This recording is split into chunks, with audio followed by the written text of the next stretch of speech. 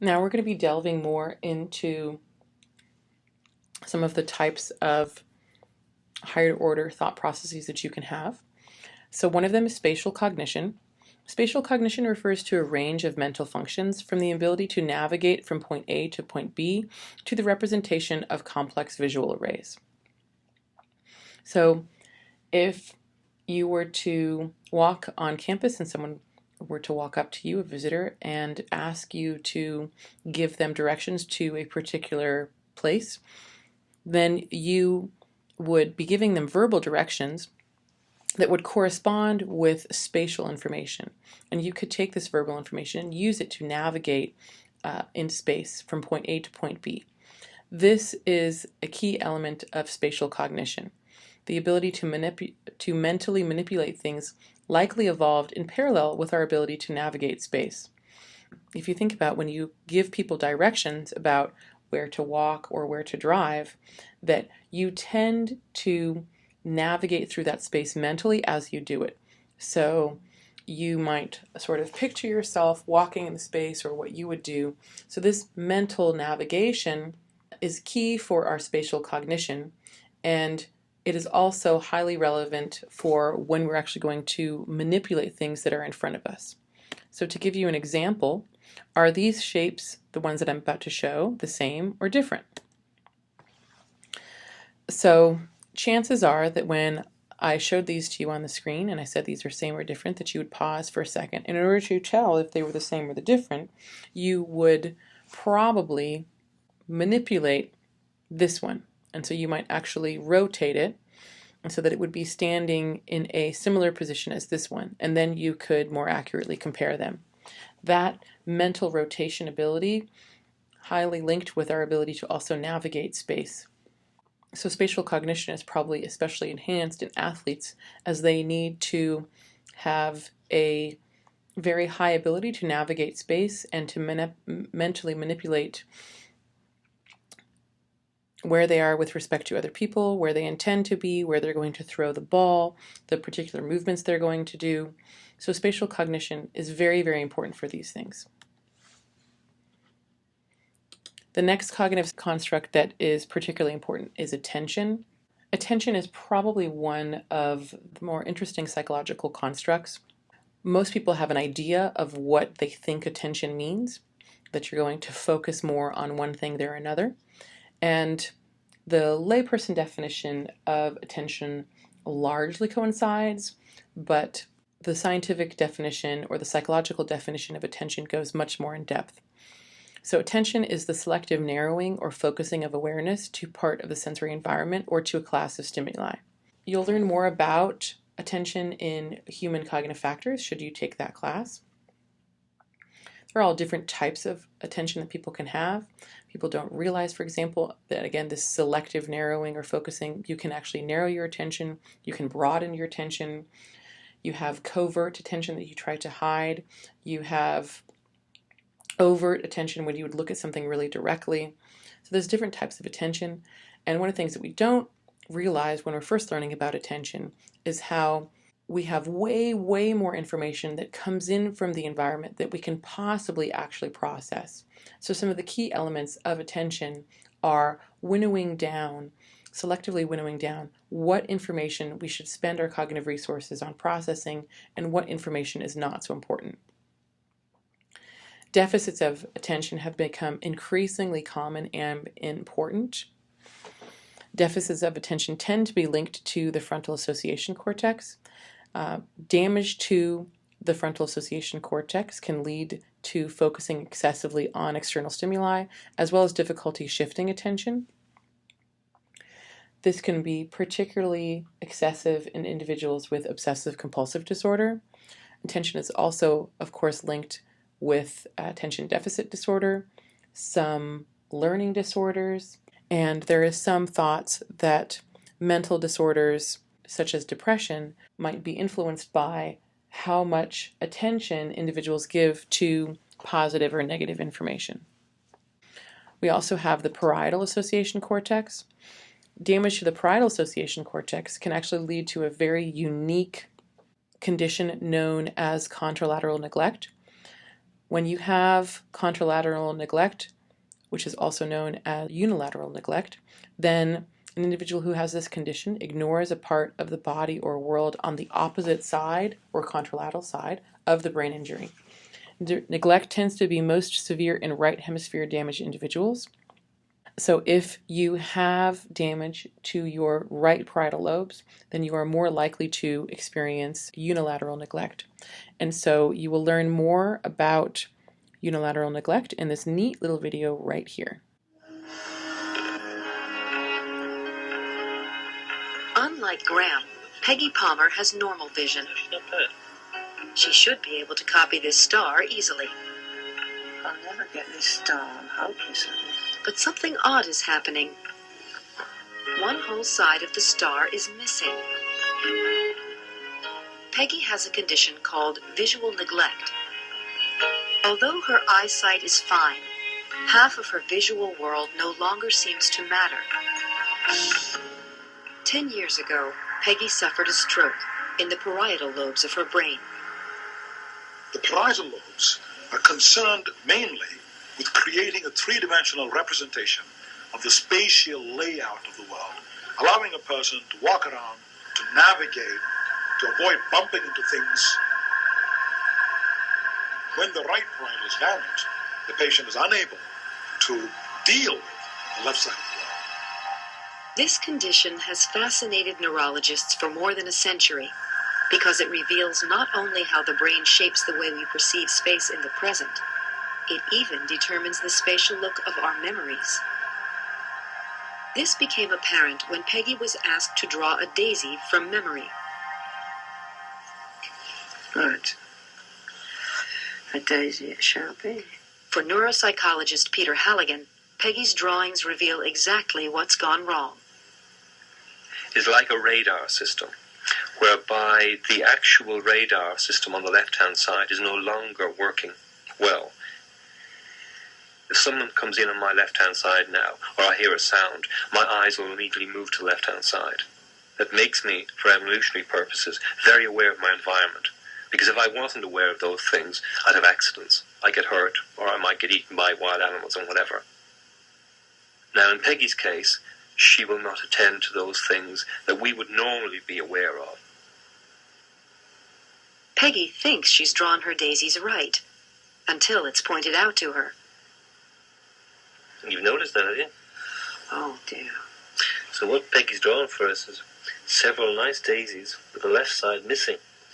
Same with this one, and this one. And look at this one, this is a very good example. I've done it on all of them. Which means that she's not only neglecting events in the world, but when she conjures up a mental image, she's ignoring the left side of that mental image. Well, I thought I was going all the way round, you see. And this shows you that this is not simply a sensory problem, but a problem of consciousness. I don't know. It's because I was so concentrating on that side. It takes everything away, you see. It's this attention, really. It's taken away. There must be two attentions somewhere in your body. One side's taking the other one away. I can't make it out at all. Very odd. So that was a really nice illustration of unilateral neglect. Unilateral neglect has a couple of different names. They all refer to the same thing. Unilateral neglect, hemispatial neglect, visual neglect, contralateral neglect. They all refer to the fact that you are neglecting one half of your body or your visual or mental world. Neglect is really interesting because it tells us a lot about attention and how information is bound together for the process of attention. When people have visual neglect, their visual processing regions are fine. So there's nothing wrong with their primary visual processing regions. It is when sensory information needs to actually get combined and come together into one more comprehensive image or representation in the world that individuals with neglect run into problems, because they're basically not able to form that unified representation. And since they cannot form that unified representation, then they don't have it on that whole one side of their body. So she was asked to draw Daisy from memory. So not only would she neglect this one whole side of her memory, she would also neglect things in space. So if someone were to call out her name, she would have a great deal of trouble orienting towards her left-hand side. If the person were on her right, she would turn towards them to the right. If they were on the left, that ability to even orient or turn towards your left-hand side would be challenging. People that have very, very severe neglect can actually lose their whole awareness of the left side of their world. If they were shown the left side of their face, they would state that it would feel like an alien or a stranger looking at them. They wouldn't attend to it. They would, if you put a piece of food, plate of food in front of him, they would only see that food on one side, and they would only eat that one side, and they wouldn't see the other side. And people who have very severe neglect, so that even if you call their attention to it, they cannot see it. The woman in the video, she did not have very severe neglect when you actually called her attention to the fact that she'd only written or drawn half of a flower.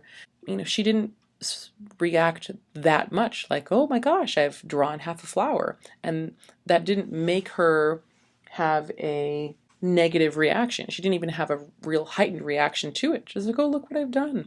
That is also something that is common, and that there's this sort of overall avoidance or neglect that this information is important.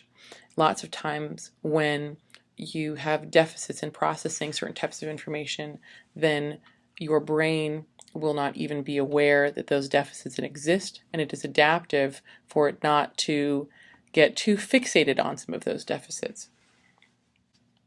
Another cognitive construct that is highly central to our human lives is planning.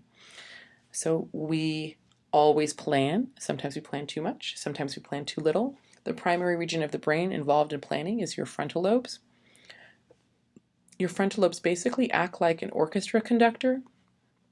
So for example, you would select a course of action, ignore irrelevant stimuli, and remember what you have already done.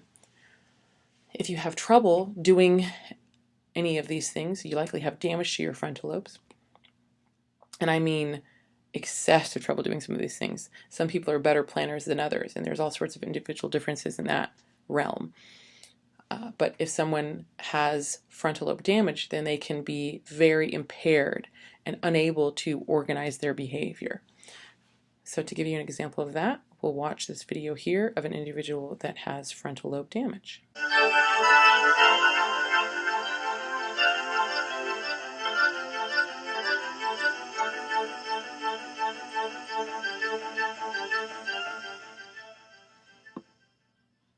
What happens when those mental processes go awry, when damage to the brain interferes with the normal structure of human thought? In 1983, Bill Mazzal graduated in the top 10% of his law school class and passed the bar exam on the first try. This time I want you to start with the number 101 and count back by sevens. Today, he seems normal, but in 1984, a stroke changed his life. 101, 94, 87, 80, 73, 66, 59, 52, 45, 38, 31. One afternoon in January, I got a phone call from Bill to say something was really wrong. It was an emergency. I needed to come home right away. So I went racing home, and I asked him what had happened. And he told me that he had just been sitting on the couch watching TV when he got this blinding pain in his head and felt very sick and could barely make it to the bedroom to collapse. Turned out to be very bad. Turned out to be an aneurysm. And the aneurysm, as I found out, is a blood vessel that balloons out and starts to bleed, which it did in Bill's head. And it was right in about the frontal lobe area. That's where the bleeding occurred, is in the frontal lobe area. Right. It was very sudden. It was very scary. And neither of us had any idea what was happening to us, what was happening to our lives, what was happening to our future. It may be very hard to appreciate exactly what is wrong with somebody. with frontal lobe injury. There have been many studies to try and pinpoint a particular function. And in some ways, it's almost easier to characterize frontal lobe function by saying what it doesn't do. It's not the part of the brain that makes us speak. It's not the part of the brain that allows us to see. It's not the part of the brain that allows us to hear. It's not the part of the brain that allows us to touch something and recognize what that is that we just touched. It's not really by itself the part of the brain that remembers. It doesn't seem to be involved in any particularly discrete perceptual, sensory, or so-called motor function. But in spite of that, it seems to have a very critical role in how we use the kind of information that other parts of our brain are dedicated to determining. Before the aneurysm, Bill was very organized. He could plan things sort of automatically. He was very much a planner. He could keep a million details in his head. He had an extremely good memory. He was very outgoing, very self-confident, very take charge kind of a person. Following the aneurysm, like now, Bill is still very intelligent, but he doesn't have the capacity anymore to apply that. Bill retained, after his stroke, all of the knowledge that he had previously, but he lost his ability to problem solve. And in losing his ability to problem solve, which is what lawyering is really all about, he lost his ability to be a functioning lawyer. And, there's nothing more disappointing than finding somebody as bright as he is, working with him for a couple of years, and then, seeing overnight those skills just gone. It really cuts deep when you see that. Recognize these Tinker toys. tinker toys. Your job is to make whatever you want with them. Okay, just get started, A21. Because frontal lobe injury causes such subtle problems, psychologists like Muriel Lezak have devised clever ways of evaluating the damage. In making a construction with tinker toys, Bill simply jumped into the task with no plan, no forethought. It had not even occurred to him to have had a goal. Overall, we're talking about the frontal lobe as an executive brain area that is responsible for integrating information that comes from many different brain systems into a purposeful plan of behavior, anticipating the future, making critical judgments, being able to survey a situation, to juggle ideas, and to choose which idea is most likely to have implications for the future. Did you have any ideas in your head when you started doing it? Not really. I thought, no. I was going to make two separate things and sort of join them together, but just any two of these together aren't real sturdy, and so I thought I'd get them together earlier. If thinking is the process of using information to make decisions, then the frontal lobe is crucial for thinking. Without that, without the frontal lobes, we are at the mercy of our environment. We respond to events without reflection. We are unable to plan for our futures. It is this capacity, the ability to plan for the future, that distinguishes us from all other species.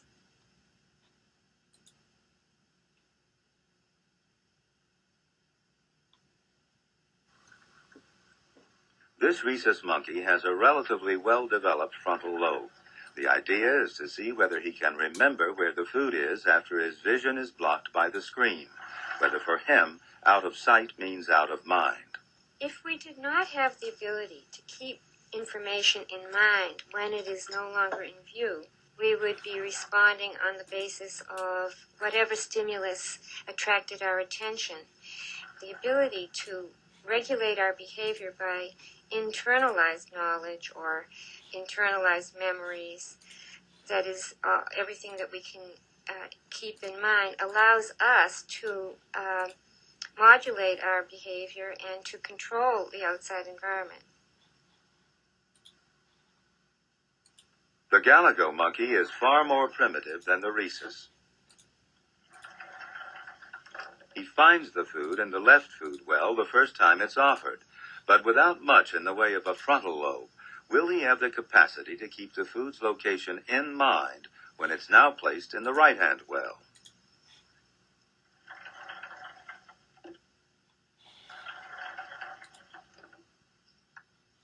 The frontal lobe may be the most highly evolved area of the brain, and it seems to be the last area to develop in children. At 7 months old, Caitlin's brain is still undergoing profound change. Like all children her age, her frontal lobes function more like those of a Galago than a rhesus. Even the slightest distraction causes her to lose track of the food.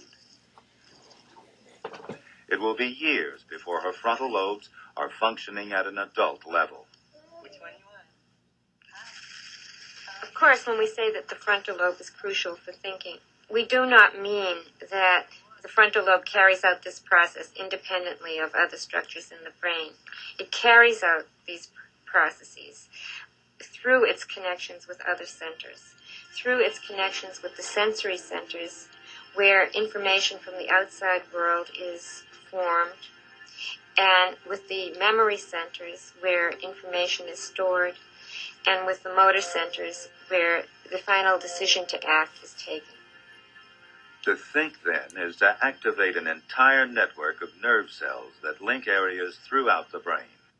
So I thought that was a pretty nice example demonstrating the role of the frontal lobes and how they're particularly crucial for keeping information in mind and planning. When you do plan, you need to keep particular pieces of information in mind. That's a key element. You have to think about possible outcomes, consequences, things that you need to remember. You need to put them in a correct order so that you can enact them. Individuals with frontal lobe damage have trouble with all of these things. They might be able to tell you some of the correct steps that are involved in a process, but they're also going to have trouble ordering them. They're going to have trouble maintaining information. So if you told someone with frontal lobe damage, say like, oh look, I need you to go get these types of things at the grocery store, they would have trouble remembering them. They might remember some of the wrong ones. If they do remember them, they would have trouble putting them in order for efficiency when you do go to the grocery store. If you have a mental list, you might automatically organize that list according to walking around the grocery store so that you would be getting all of the dairy items at once, all of the vegetable items at once, instead of going back and forth and ping-ponging around the grocery store. So if you have frontal lobe damage, then you're going to have trouble with this organized, ordered, efficient behavior. Another key element that builds on attention, even elements of spatial processing and planning and frontal lobe function, is imitation and understanding. So for successful communication, the sender and the receiver must have a common understanding of what information is relevant. Mirror neurons are particularly central to this process. So when you look at what's going on with another person, if you're going to imitate them, if you're going to understand the feelings that they have, which would be elements of empathy, then you're going to use mirror neurons. Cells in the primate premotor cortex that fire when an individual observes a specific action by another individual, these are known as mirror neurons. And so they have an emotional component, a planning component, a spatial cognition component, because they are highly associated with movement. So they help you interpret the actions and behaviors of other people and try to assign or give you an understanding of what their internal mental state might be while they're engaging in this particular behavior. Humans have a very high capacity to communicate with words and feel empathy, and this may have resulted from the progressive evolution of the mirror neuron system. Deficits in empathy, such as those experienced by autistic individuals, have been linked to less developed mirror neuron systems, and our own empathy with regards to other people, with regards to why we like to watch TV shows, horror movies. We often think of empathy as something that is very much linked with emotion and feeling the thoughts and feelings of someone else, but it's also linked with humor, excitement, engagement, and a general alignment of what other people are experiencing with respect to yourself. So we have another pretty neat video that goes into elements of mirror neurons. We're instinctive copycats, and for a really good reason: survival. Now, let's see exactly how this copycat thing works on you. Are you yawning? Did you just smile? So what's going on in that head of yours? Deep in the brain's premotor cortex, we've got special cells known as mirror neurons. Why mirror? Because every time we see someone act, these neurons fire, mentally mimicking the same movements. Now here's the really freaky part. It doesn't just copy the moves, it takes on the emotion too. Feeling thirsty? You can count on it. So do advertisers who make millions each year by stimulating your mirror neuron. It's clear that our ability to empathize, to feel what others are feeling, is wired into us at the cellular level. We're going to push your mirror neurons right to the edge with master magician Matthew Holtzclaw. Today we're going to walk around the park and introduce ourselves to people and then do some magic tricks, but also do a few things that might challenge their senses, their perceptions, possibly even their nerve ending. This couple just thinks they're watching regular card tricks, but Matt has something more devious in mind. I want to show you something. You get to limber yourself up. You can do these things where if you have like that kind of more flexible fingers than others, you can bend it further back. Okay, see that? It hurts like hell, but right now. That hurt, right? That was crazy. How'd that feel to watch that? How's it good? I like that. Feel that? Those are your mirror neurons at work. Through mirror neurons, we are able to give the audience the sense of feeling what we're feeling. It is based entirely on empathy. Think about when you watch a horror movie. What are you feeling? Those are your mirror neurons on hyperdrive. Studies show they're why viewers connect so strongly with on-screen emotions. Well, now Matt's going to amp things up with something horrific of his own. That's a paper tip. If you have a nice sharp tool, again, it's easier. It's not so much of a magic trick as it is kind of just about pain. Just stay with me.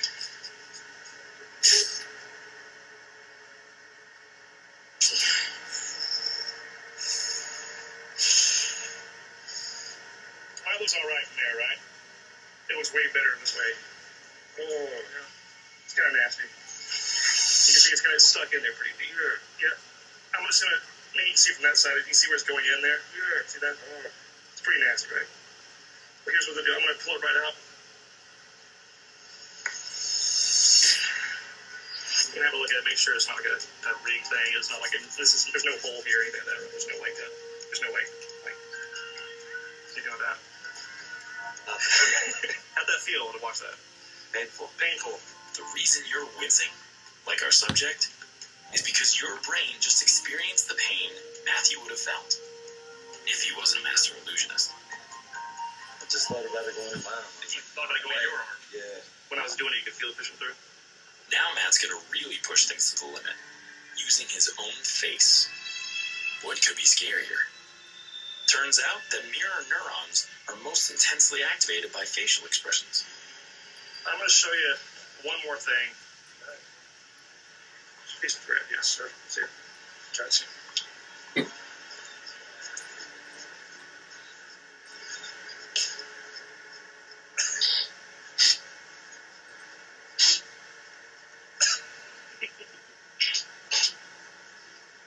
Okay. Okay. How are you feeling? Covering your eyes yet?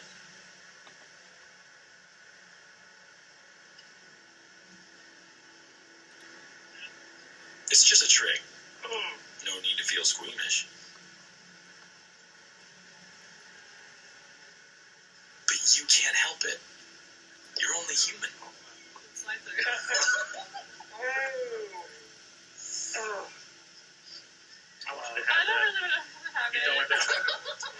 And we are all hardwired the same way. Even if you'd rather not be. So mirror neurons are highly, highly relevant for us understanding the actions and mental states of others.